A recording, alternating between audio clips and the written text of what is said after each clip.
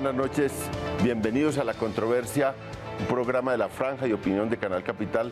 Analizamos cada semana los hechos de la semana o el hecho del día que más ha causado impresión en el país. Y hoy, porque estamos en este final de año, vamos a hacer un balance de las cosas que ocurrieron este año, las cosas importantes. Tenemos un top 5, los 5 temas principales para Canal Capital, para este programa, y también trajimos unos analistas para que vean cuáles son sus temas fundamentales, cuáles de estos temas es fundamental para ellos, y hagamos un análisis retrospectivo del año 2014 y también pensando qué puede ocurrir en el año 2015.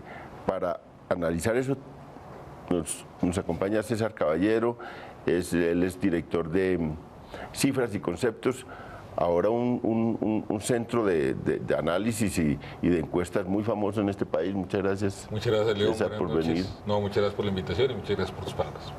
Vimos al doctor Sanabria, que él siempre dice, bueno, yo ahora él es profesor, pero ahora está dirigiendo un centro antropológico, ¿es? Sí, el Instituto Colombiano de Antropología e Historia, el ICANN. Muy bien. Bueno, muchas gracias por la invitación. Gracias por venir. Estamos Esteban Lewin. Lewin, sí, señor. Él es de La Silla Vacía, un portal de internet también que ya lleva sus 5 años de existencia, que es muy leído, sobre todo tiene una connotación política. Y Francisco Miranda, editor de la revista Semana y analista ya muy conocido en el país también. Muchas gracias, Francisco, por venir.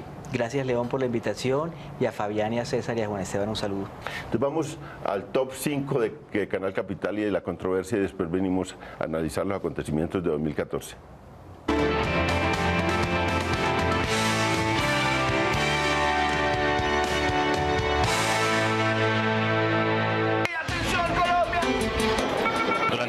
Del año ocurrieron sucesos que marcaron de alguna manera la cotidianidad de los colombianos.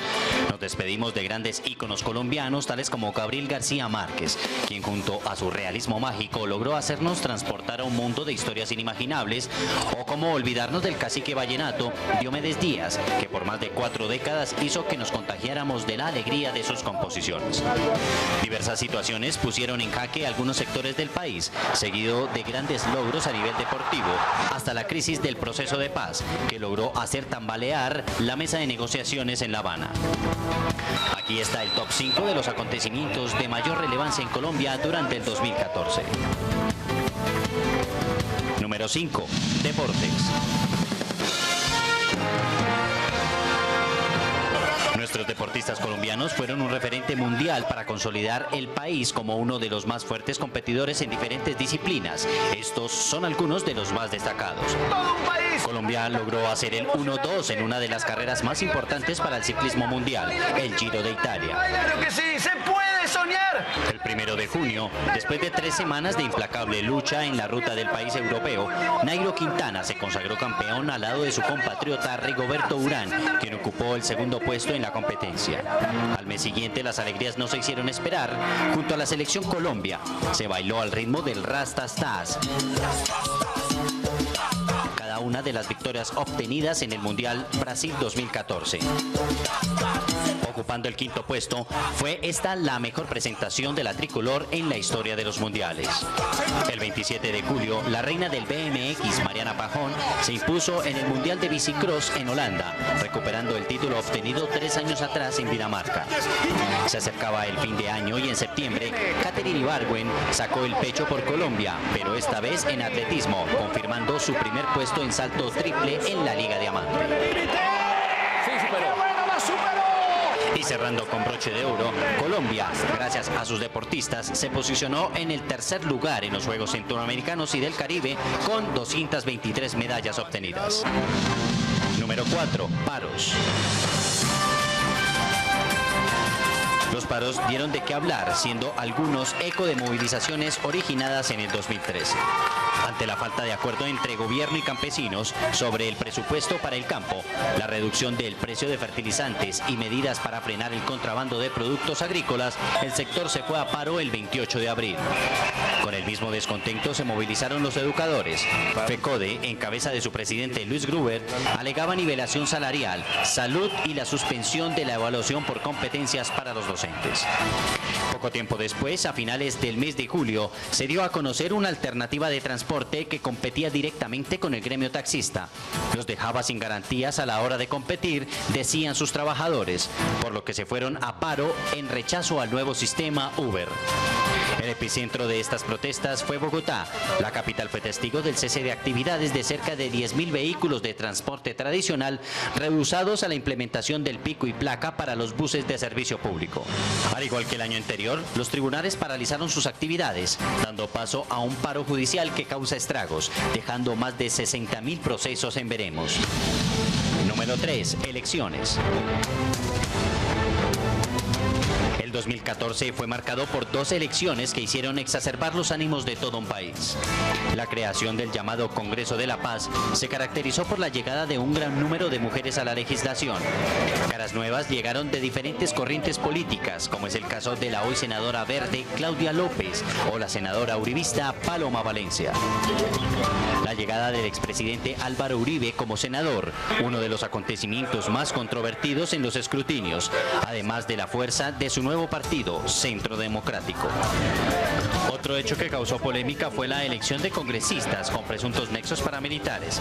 25% de los congresistas están investigados por relaciones con grupos al margen de la ley. Las elecciones presidenciales no se quedaron atrás de las polémicas. Los 2 candidatos de mayor reconocimiento mediático fueron protagonistas de una guerra propagandística llena de escándalos. Desde el hacker Andrés Sepúlveda, involucrado en interceptaciones al proceso de paz, contratado por el Centro Democrático para la campaña de Óscar Iván Zuluaga, hasta las acusaciones de Álvaro Uribe Vélez contra el presidente y candidato Juan Manuel Santos por la entrada de dinero del narcotráfico a su primera campaña presidencial. La sorpresa se vio con la fuerza y talante de las mujeres, candidatas de líneas ideológicas tan diferentes como Clara López con Aida Bella y Marta Lucía Ramírez junto a Camilo Gómez. Lograron en las urnas 2 millones de votos cada una, haciéndose con el protagonismo que limpiamente obtuvieron. Luego de la adhesión de diferentes movimientos a la paz, Juan Manuel Santos fue elegido. Número 2. Destitución de Petro. La destitución del alcalde mayor de Bogotá impulsó a la movilización de miles de personas que, simpatizantes de su gobierno, exigieron al Procurador General de la Nación, Alejandro Ordóñez, considerar la inhabilidad que pretendía sacar de su puesto a Gustavo Petro. El 18 de abril se dio a conocer la sentencia del Consejo de Estado, destituyendo a Petro por el caos de las basuras y su deber de abandonar el Palacio Liébano. No pasó una semana cuando el 23 del mismo mes una tutela impugnó el fallo de la Corte para que el burgomaestre volviera a su puesto. El alcalde progresista, rodeado de centenares de simpatizantes, volvió al palacio. Junto a posteriores intentos de revocatoria, líderes de opinión como el concejal Roberto Inestrosa intentaron remover a Petro de su puesto, pero después de la reanudación en su cargo no volvió a ser destituido. Finalmente, en noviembre, la Fiscalía archivó la investigación que caía en contra del alcalde de la capital, argumentando que no tenía responsabilidad en el caos de las basuras y que posiblemente hubo un sabotaje, el cual está en investigaciones. Número 1. Proceso de paz. Se cumple el segundo año del proceso de paz en La Habana, Cuba, un año en que se logró unificar sectores políticos de izquierda y derecha en torno a un tema en común, las negociaciones con la guerrilla de las FARC. El 2014 fue notablemente marcado por situaciones difíciles, desencadenadas del conflicto que se vive a diario en el país. Iniciando el año, el gobierno reanuda las conversaciones en torno al 4º punto de la agenda de paz y el 16 de mayo, los delegados de cada uno de los grupos negociadores anuncian el acuerdo sobre el tema de drogas ilícitas, incluyendo en él 3 puntos básicos: sustitución de cultivos ilícitos, programas de prevención del consumo y solución al fenómeno de producción y comercialización. Al término del pacto en drogas ilícitas, se iniciaba un nuevo ciclo en el tema de la paz. De esta manera, el 12 de agosto, un primer grupo de 12 víctimas viajó a Cuba para hacer presencia en la mesa de negociación para adelantar el 5º y último punto del proceso. En septiembre, toda la atención se volcó al examen minucioso de los acuerdos logrados en la mesa de diálogos. El gobierno decide publicar los borradores de los puntos negociados con el fin de blindar el proceso de cualquier especulación. 2 meses después, un segundo grupo de 12 víctimas viaja a Cuba, entre ellas Marisol Garzón, hermana de la asesinado periodista Jaime Garzón, las críticas referentes al viaje de las delegaciones no se hicieron esperar, pero una verdadera crisis se empezó a desatar en el mes de octubre, cuando se filtró la información de que alias Timochenko, máximo jefe de las FARC, viajó a La Habana para entrevistarse con los delegados de esa guerrilla en la mesa de negociación. El gobierno, en cabeza del ministro de Defensa, Juan Carlos Pinzón, reconoció que se autorizó 2 viajes y Santos, ante las críticas, afirmó que era de su potestad presidencial. Y yo autoricé que Timochenko fuera a Cuba. El 16 de noviembre se produjo lo que pocos pensarían. Las FARC secuestran al general del ejército Rubén Darío Alzate, además de un cabo y una abogada de la misma institución. El mismo día, el presidente Juan Manuel Santos da un comunicado en el que suspende los diálogos y cancela el viaje de los delegados del gobierno a Cuba, exigiéndole al grupo guerrillero la liberación inmediata del alto funcionario militar y sus acompañantes. Eran días de tensión en el país. Diversos líderes de opinión debatían la idea de acabar definitivamente el proceso o seguir sin interrupciones las negociaciones como se había pactado en un inicio. Un nuevo respiro al proceso de paz se dio con la liberación, tras 16 días de cautiverio, de Paulo César Rivera y Jonathan Andrés Díaz, 2 soldados del ejército retenidos en combate el 9 de noviembre en Tame, Arauca. Finalmente, el 30 de noviembre se libera al general, al cabo y la abogada, retenidos 15 días en las cercanías del Chocó. De esta manera, se acaba lo que se suponía la inminente crisis de los diálogos de paz en Colombia.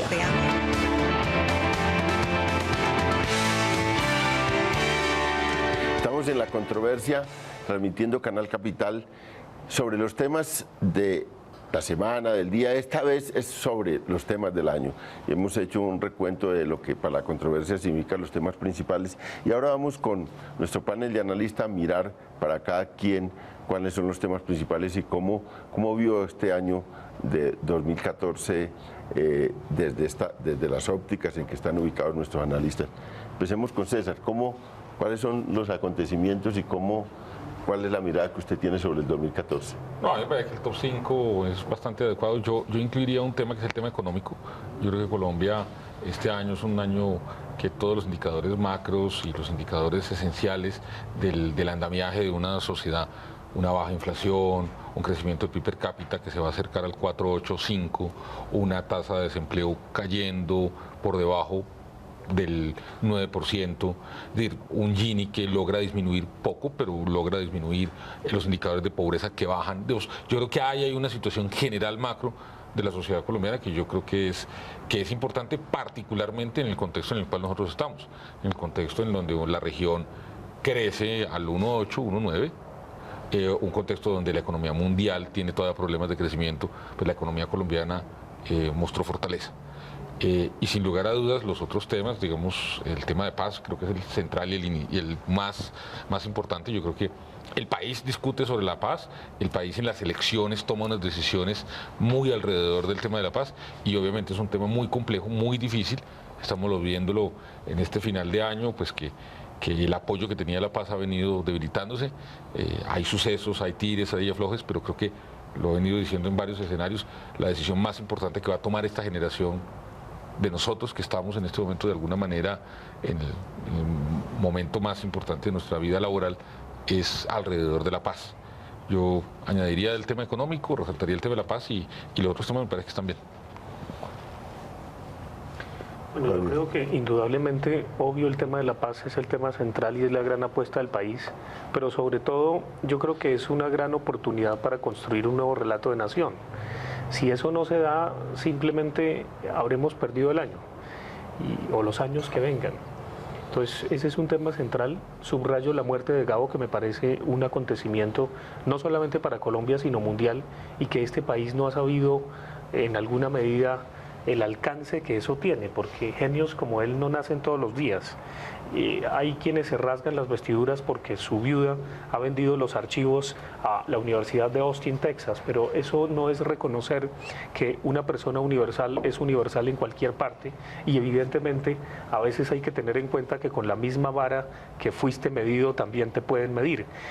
Gabo se fue del país en un momento dado, su situación personal y política fue muy particular, nunca dejó de ser colombiano y bueno, que sus archivos estén en Austin o donde sea, eso no es un problema ni tiene por qué hacer que algunas personas se rasguen las vestiduras.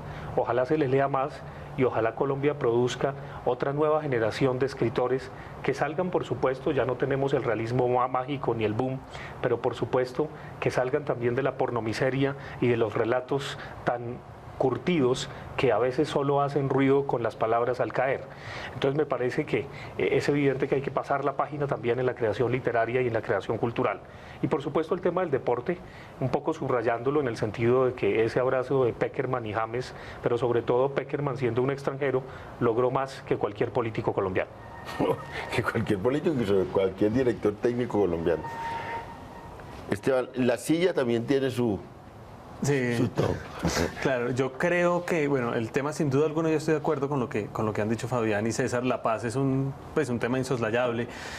Ahora, creo que vinculado a la paz y a las elecciones también hay un cambio que seguramente veremos cómo continúa un poco y se refuerza en los próximos años, que es ese cambio un poco en el sistema político con la irrupción de una fuerza de derecha, el sostenimiento quizás un poco mermado, pero de la izquierda en el polo y ya hoy en día en la Alianza Verde, que es un poquito más de centro, pero que yo consideraría también que en general está en la izquierda, si dejamos de lado a Peñalosa y bueno, ciertos matices que hay allá adentro, pero ese realineamiento de las fuerzas que yo creo que es muy importante, que quizás ya nos parece natural por lo que ha ocurrido en los últimos meses y por la importancia, claro, que tiene la figura de Uribe, ya sea para quererlo o para odiarlo, porque es una figura que crea esas emociones, en lo que se viene en la política, no solo el próximo año con las elecciones regionales, sino en general lo que se viene en los próximos años, y que sin duda alguna, y lo veremos, pues está muy vinculado al tema de la paz, ¿no? Como contaba César, un tema muy duro, y donde estas fuerzas políticas que son diversas y que yo creo que enriquecen un poco el debate democrático en Colombia, pues ya tienen como un frente a través del cual pueden realmente poner sus posiciones,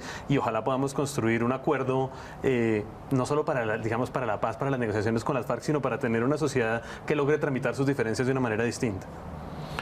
Bueno, Esteban dice que vamos a ver eso en las discusiones que vienen ahora en este panel, pero eso que hay un cambio importante en la política colombiana. Pero vamos con Francisco, ¿qué dice sobre todo esto? Yo coincido que el 2014 inició con un mapa político, una distribución del poder regional, unas voces a nivel nacional, lo que podríamos llamar nosotros la opinión, que son las ancladas aquí en Bogotá, y termina ahora en diciembre con un mapa completamente diferente.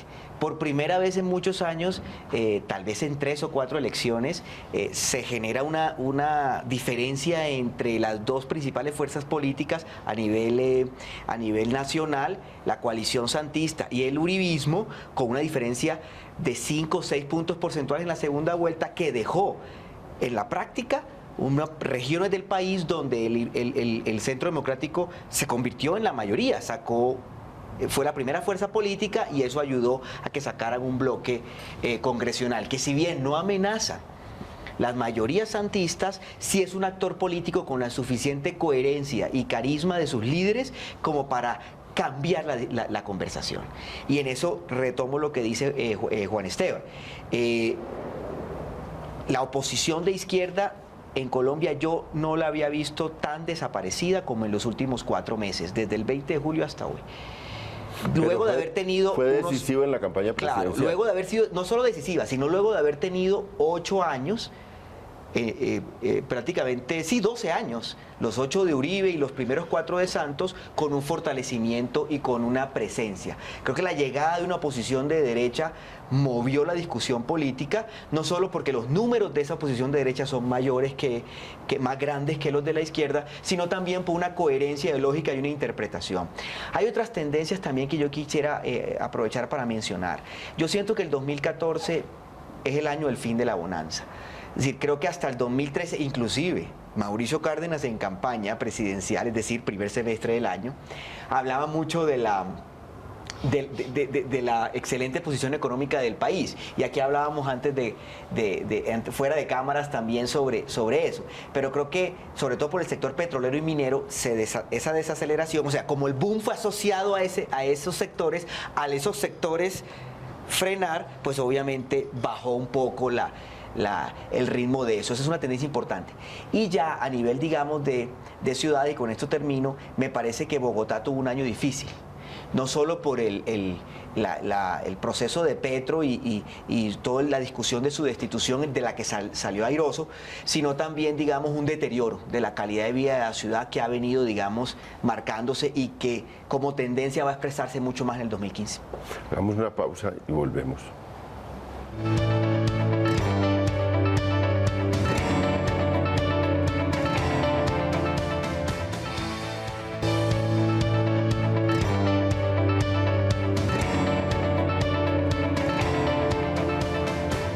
Estamos en la controversia debatiendo hoy sobre el año 2014, los acontecimientos de este año que han sido bastante fuertes para el país. Ha habido una situación muy tensionada en unas cosas, muy pasional en Colombia, la política, la paz, el deporte. Ha sido un año de muchas emociones y eso es lo que estamos analizando en esta controversia de fin de año. César, usted quiere hablar de economía, porque aquí se han mencionado un tema político duro, un tema de paz, un tema de economía, los temas de deportes también. Fabián metía una cosa que fue como el luto del país, que es la muerte de García Márquez, pero todos estos temas, pues, que los cogemos en orden o en desorden, pero que de todas maneras son acontecimientos de 2014. ¿Quiere hablar de economía? Hable de economía. Ya. Mis orígenes son boyacenses, entonces déjeme, yo utilizo una expresión, y es que algunos ven una época de vacas flacas por la caída de los precios de petróleo, de carbón, de los commodities. Y eso es de los últimos meses. De los últimos meses. Yo quisiera simplemente señalar que hemos tenido un boom de unas pocas vacas que se engordaron, que ahora van a enflaquecer, evidentemente, pero hay otras vacas que se van a engordar. Que estaban flacas. Que estaban flacas, porque nosotros estamos viendo un fenómeno de enfermedad holandesa, en la cual el precio de los commodities estaba poniendo en aprietos a la industria, al sector agropecuario, a los sectores que exportaban. Ahora nosotros vamos a tener una situación, por lo menos en el 2015, con una tasa de cambio que favorece más a los industriales colombianos, a los que compiten aquí con importaciones, a los exportadores de muchos bienes. Entonces vamos a tener un tema donde unos se van a enflaquecer y otros se van a engordar. Y solo para que lo veamos en perspectiva, Colombia en el año 2000-2001 tenía 250.000 barriles diarios de petróleo de producción con un precio del petróleo a menos de $20. Hoy estamos cercanos al 1.000.000 de barriles con un precio superior a $70. Yo no veo que eso sea... Pues, evidentemente hay unas cuentas que están diciendo es que nos vamos a dejar de ganar. No es tan cierto, digamos, el precio de producción de petróleo en Colombia no es, o sea, todavía no amenaza, digamos, los temas de producción. Entonces yo creo que en el tema económico vamos a pasar de unas pocas vacas gordas a muchas más vacas que estaban muy enflaquecidas y que se van a engordar. Bueno, y sobre el debate... ¿Tiene que entrar a dieta un poquito? No, claro que sí, pero y hay que hacerlo. Pero vea, el otro tema es, en el tema de deportes, pues yo tengo, mis abuelos ambos eran boyacenses. Pues para mí lo del ciclismo es muy importante. Yo realmente tengo que decirle a mí, obviamente el fútbol me encanta, me encantó lo de la selección colombiana, pero lo que han hecho los ciclistas colombianos, esta nueva generación, que están demostrando, primero, un gran profesionalismo, segundo, estar metidos como en ese club y en ese circuito, digamos, de los ciclistas profesionales de alto nivel. Y lo que ha hecho Rigoberto Urán, pero también Nairo Quintana y los otros ciclistas colombianos, yo creo que realmente... Es al revés, lo que ha hecho Nairo Quintana, pero también Rigoberto Urán. Por primera vez tenemos, digamos, acariciamos la posibilidad de ser... de ganar el Tour de Francia. Sí, es que creo que por primera vez en la historia. Sí, ganó el Giro de Italia. En segundo lugar. Fabián, ¿usted qué le gusta tanto la semiótica o qué es su campo? ¿Cuál es el símbolo de 2014? Que es un símbolo muy fuerte de lo que ocurrió en el 2014. Lo que me parece curioso es que nos va a tocar ver cómo pasamos de la telenovela a algo distinto. Porque la telenovela que se vivió en Bogotá, entre Petro y el procurador Petro, el presidente de la República, Pardo, 1 o 2 días, no sé cuánto duró, unos poquitos días de alcalde interino, etcétera, etcétera. Bueno, exactamente, y que llegó a hacer un montón de cosas y todo esto. Bueno, ese folletón, esa telenovela, pero también la telenovela de la justicia. No podemos, dijéramos, así lo lo recibe el telespectador, la contralora que se va, que está todo fríamente calculado porque alquila un edificio, es decir, es patético un poco, pero también a veces una cierta manera de presentar el proceso de paz como telenovela. Me parece que en la medida en que el secuestro del general, un general que va por el río Atrato, que va sin escolta, que va en Bermudas, etcétera, etcétera, toda la narración, todo el acontecimiento de ya lo van a liberar, tenemos las coordenadas, etcétera, etcétera, que el espectador que no tiene mayor información simplemente puede cambiar de canal o se queda ahí. ¿Eso en qué medida se parece o dista mucho de lo que hizo Chespirito? Claro, uno podría de una manera un poco irónica y también con humor decir cuándo el país va a construir un relato que no sea simplemente el siguiente programa, el siguiente capítulo, y cuándo efectivamente, más allá de esa puesta en escena que se nos da con la justicia, que se nos da con la política todo el tiempo, yo creo que, y lo he hecho un poco de manera transgresora, cuando me encuentro con un político en un avión que me toca compartir silla, le digo, señor, ¿usted en qué telenovela trabaja? Creo que es una manera también de decirle, no lo tomo tan en serio y no creo en tanto su seriedad. Me dice, profesor, entonces me llama la atención y entonces pone una actitud seria, pero me parece que hay que, en el mejor sentido, en un sentido costeño, mamarle gallo también a los políticos. Es decir, no los tomemos tan en serio. Yo creo que asistimos hoy, en estos últimos tiempos del año, compartíamos con Edouard Plenel, un gran periodista francés que salió de Le Monde y fundó Mediapart, que es un gran periódico digital y que es una persona que está mirando por todas partes la corrupción, pero con un rigor periodístico de artesano, que es muy interesante. Obviamente porque a veces nuestros representantes no nos representan tanto y a veces representan más sus intereses. Entonces yo creo que la oportunidad de esta apuesta por la paz, en la que yo creo que todos creemos, algunos evidentemente tienen otras apuestas y matizan, y cuando ya veían que de pronto bajaban en las encuestas dicen sí proceso, sí de paz, pero de otra manera, sin impunidad, etcétera, en donde hay una cantidad de recetas retóricas. Yo creo que hay un punto en donde la ciudadanía y la sociedad civil también tiene que tomar cartas en el asunto en este proceso. De lo contrario, va a ser una negociación entre unos y otros allá en una mesa, no se sabe cómo se van a validar los acuerdos, y yo creo que es en serio. Si este país no recrea otro relato, definitivamente habremos perdido no solamente el año, sino la década. Yo es que veo un relato distinto. Yo sí creo que en el año pasaron cosas que para el país son importantes y que digamos que el símil de la telenovela me parece a mí que uno puede ponerle unos elementos distintos. Yo veo un país al cual el volumen de otros países que nos están pidiendo visas ha venido disminuyendo de manera importante. Hoy en día usted puede viajar casi que desde Chile hasta México sin tener visa. Y yo le recuerdo, nosotros tuvimos que nos pidieron 164 países visa para poder pero éramos indeseables. Claro, nosotros pasamos de ser una sociedad paria, donde el gran tema y los grandes nombres que aparecían hacían referencia a personajes oscuros. Hoy en día, tú mismo lo dijiste, hay un colombiano universal como García Márquez. Hay un relato de una sociedad que puede sentirse más orgullosa de sí misma. El tema de los ciclistas, el tema de fútbol, el tema de los deportistas, pero también temas como, por ejemplo, un profesor como Ginás, que está haciendo el tema de las nanoburbujas, que puede transformar la manera como vivimos, no nosotros, como vive toda la humanidad, que es uno de los temas más reconocidos. Aquí hay también la posibilidad de construir, no el relato de un país miserable que cree que esto es una novela y que todos sus políticos son desastrosos. No, también hay la posibilidad de ver un país que se siente orgulloso de sí mismo y que se puede sentir capaz de hacer cosas superiores. César Caballero es muy optimista, en parte porque a él le ha ido muy bien en el año 2014. Pues es que es cifras y conceptos, entonces... Pero Esteban, usted apunta unos cambios políticos y uno de las, pues de la irrupción de la paz, de las negociaciones de paz, que me ha sorprendido mucho la división del país, o a la gente la sorprende mucho que la paz divida, y porque piensa que eso debiera unir al país. Pero bueno, la historia tampoco del mundo dice que es que la paz une. Realmente lo que une es la guerra y el nacionalismo, y la paz siempre termina dividiendo. Pero este fenómeno de la división del país alrededor del tema de las negociaciones de La Habana, ¿persistirá en 2014? ¿Cómo se ha visto a eso? ¿Por qué la ardentía y la pasión alrededor de ese tema?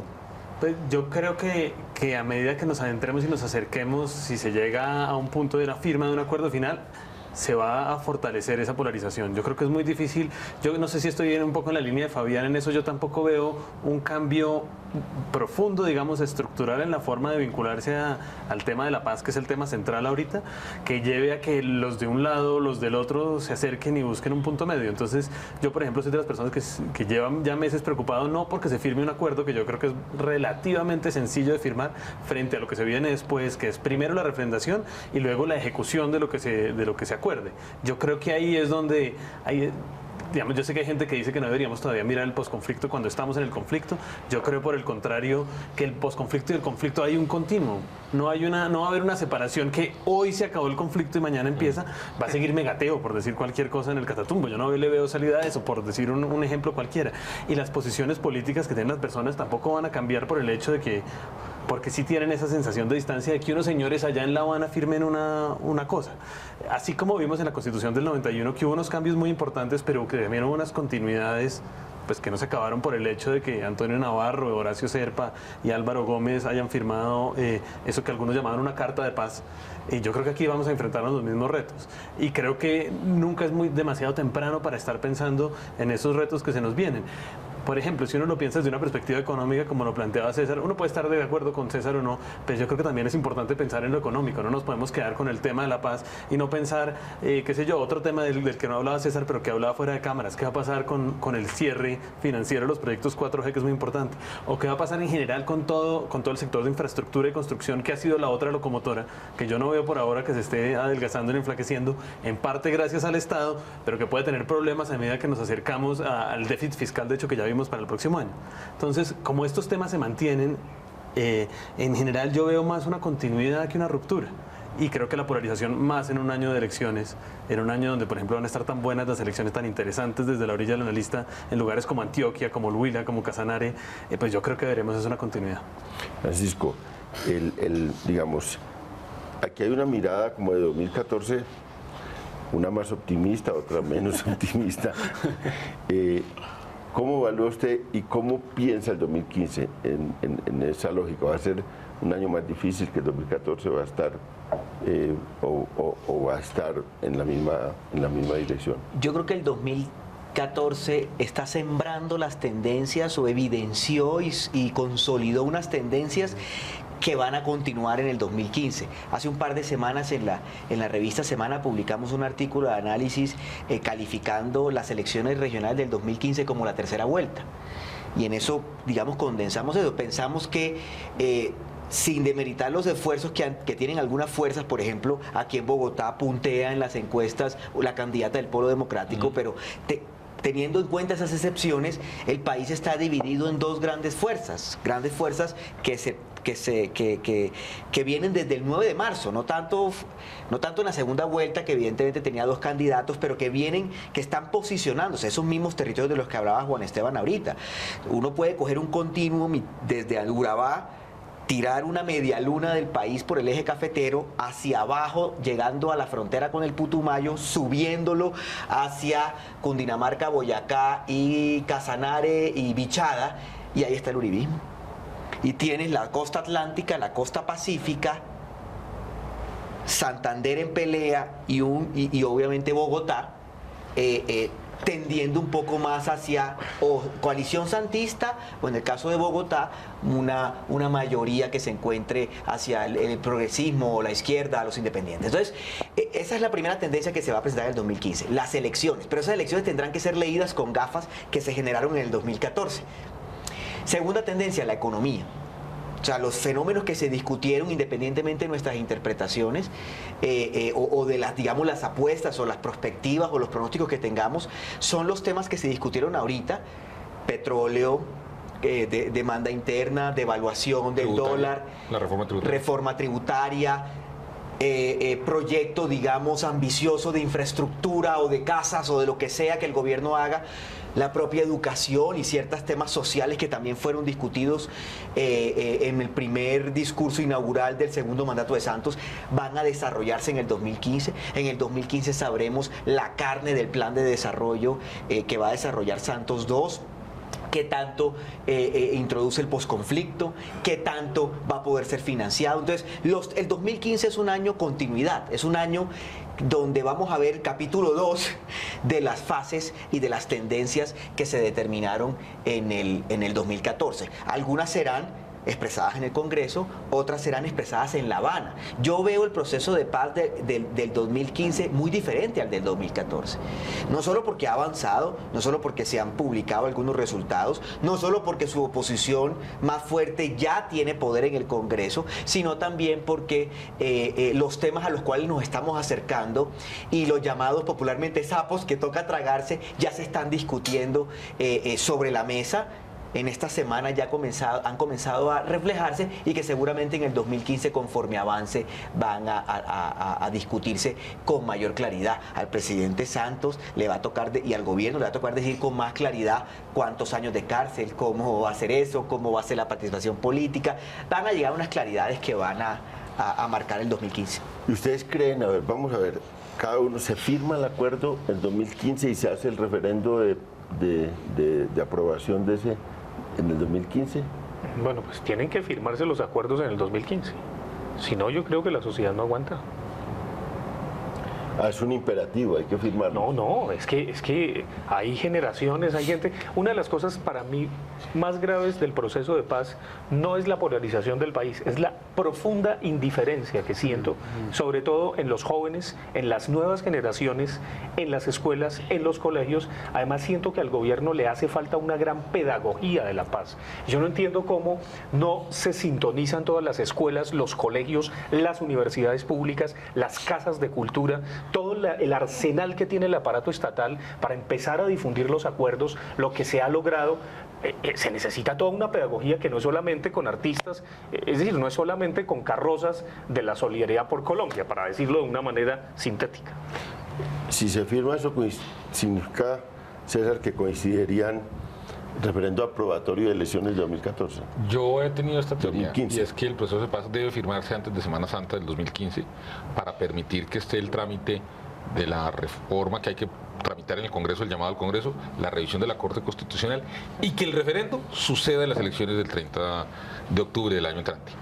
Mi criterio es, si eso no se cumple, yo le veo muy pocas probabilidades al proceso de paz, porque la gobernabilidad para poder sacarlo adelante va a entrar ya totalmente en un escenario totalmente distinto. Yo he venido sosteniendo que la gobernabilidad del presidente Santos dura hasta ese día. A partir de ese día, si gana el referendo, pues va a tener una gobernabilidad solo para implementarlo. Pero a partir de ese día, vamos a tener el uribismo con un buen volumen de alcaldes, concejales, diputados, alguno que otro gobernador. O sea, va a crecer el uribismo, evidentemente.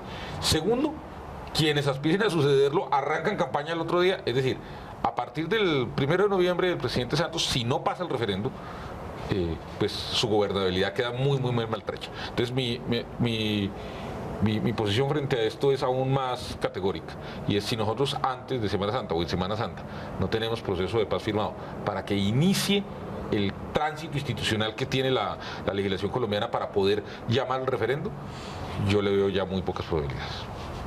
Nosotros en La Silla Vacía hicimos una historia precisamente mirando los tiempos, pues, con todos los momentos exactos, porque el referendo requiere ir al Congreso, ser aprobado, etcétera. Nuestro cálculo es que si a finales de febrero no se ha firmado, no alcanza. Para el cronómetro de un partido, mejor dicho, no le da tiempo suplementario. Y eso para mí es que ya no alcanza para octubre. Tendría que ocurrir algo extraordinario en estas semanas por venir para que alcanzara. Yo he hecho las cuentas y me daba Semana Santa. Semana Santa alcanza. Abril. Muy difícil, muy difícil. Bueno, ahí vamos a llegar entonces seguramente a un momento en que no solo en el Congreso, sino el impulso a la Corte para que lo saque antes, para que lo saque después, el procurador esperando hasta la última hora, porque él va a tener, él siempre tiene un plazo para, etcétera. Pensemos en eso, vamos a una pausa y volvemos para el último segmento.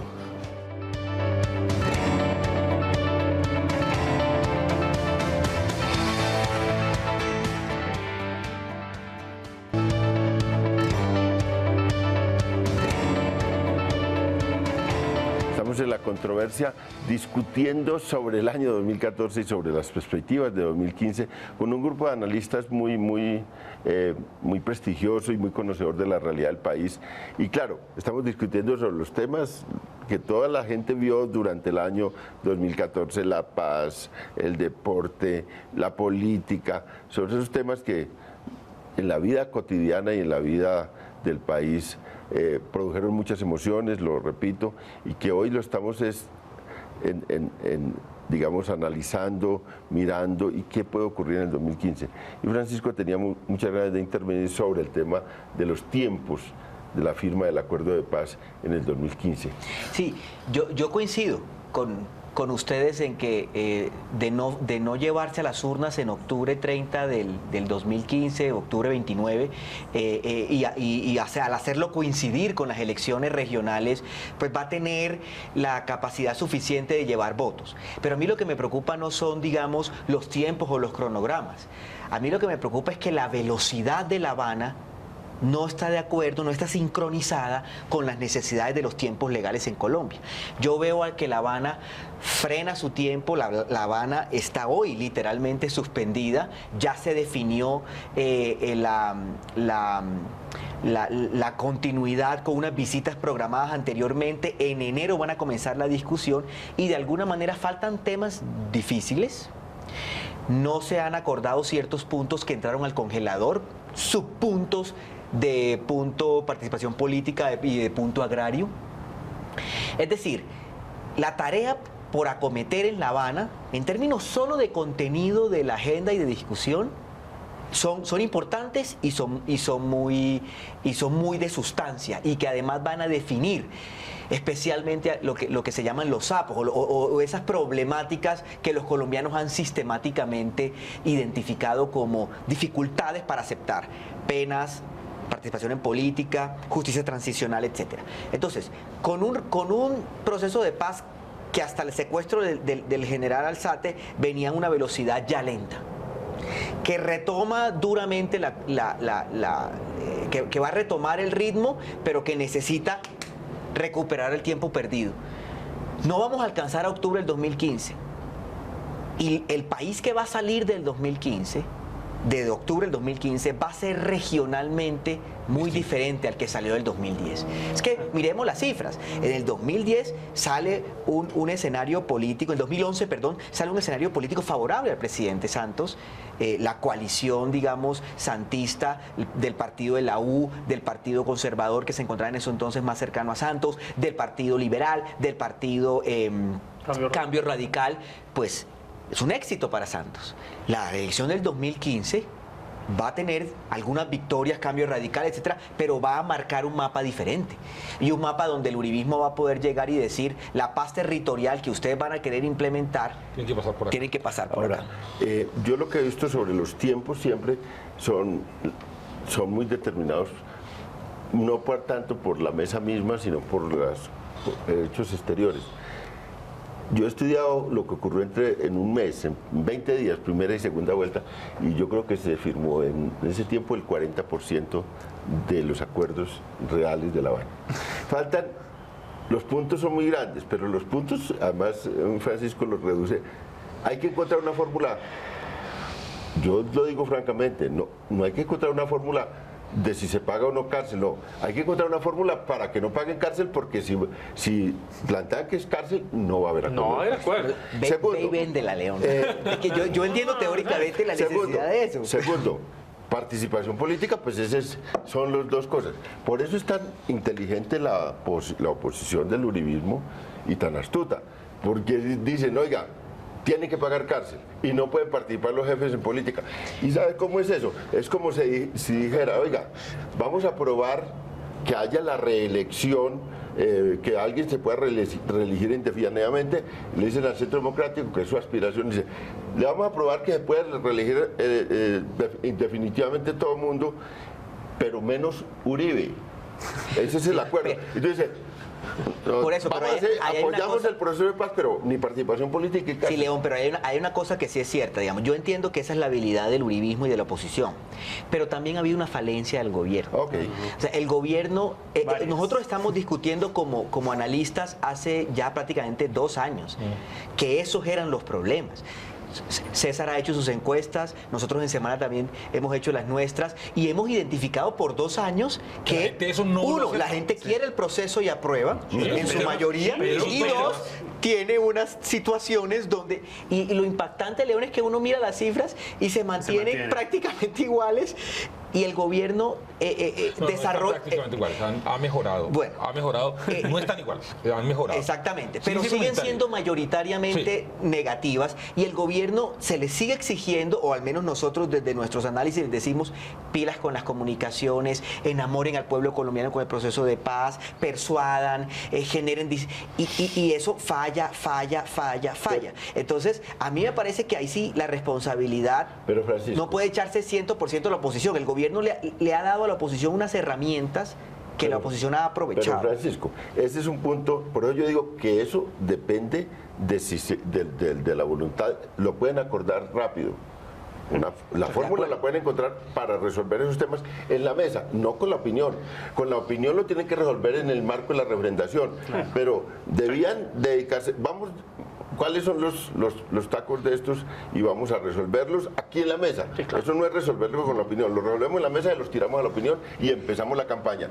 Pero si esta campaña, y esa es mi preocupación, la empiezan, la demoran, si la discusión allá se demora, eso es lo que perjudica todo el proceso. Una cosa, yo estoy de acuerdo con lo que dice Pacho en el sentido de que las cosas que están pasando en La Habana no parecen darle a uno razones de optimismo.